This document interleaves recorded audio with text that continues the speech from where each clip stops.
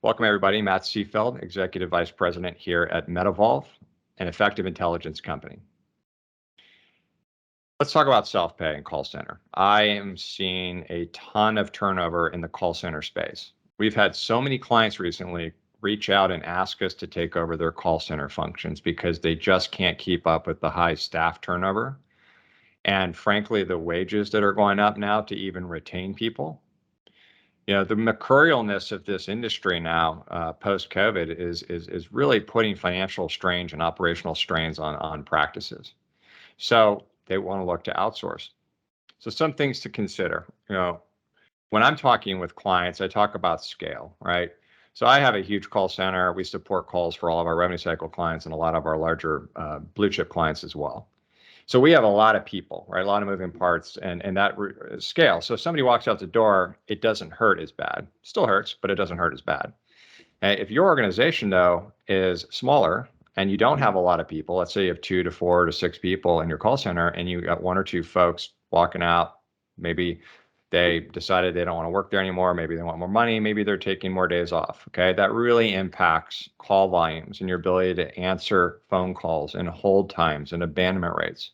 So one of the big things that I focus clients on when they're evaluating the value of outsourcing call center is what is the cost of high abandonment rates? What's the cost of the perceived customer service breakdown to your patient population? Is it bad enough that that patient may not come back to the clinic? Maybe they won't refer their friends to the clinic. Maybe their next surgery will be done by the competitor down the street, right? So you think about the ramifications, the potential ramifications of not being able to engage with the client, right, with your consumer in near real time. So when you look at call center outsourcing, right, we approach it from digital engagement, right? How much can I do digitally with your patients, whether it's chat, whether it's mobile text to pay, auto dialer connects, all of the different things that we can put in place to improve the customer experience and most importantly, improve the access the customer has to a human. So if you're starting to see higher abandonment rates, if you're starting to see longer hold times, if you're having high staff turnover, you need to start thinking about outsourcing your call center. But remember, the outsourcing partner has to have a digital engagement approach. That is the day and age that we are in. We expect to do almost everything on our phones, right? We do not want to talk to humans. As a society, we don't. Sometimes we have to, okay?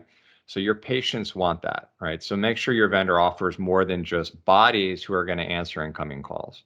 Keep in mind, when you turn digital engagement on, your call volumes will go up.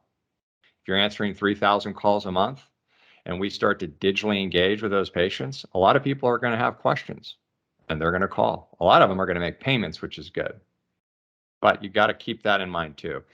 The last thing I'm going to say on abandonment rate, it's not so much how you're staffed overall, it's staffing during those peak load hours, right? It's the Wednesday from 1 to 3, or it's the Thursday from 4 to 5, right? It's are you prepared to handle the spike in volume?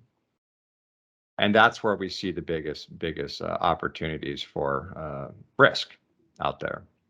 So if you're having high staff turnover and you are tired of training and recruiting and managing people, look to outsource.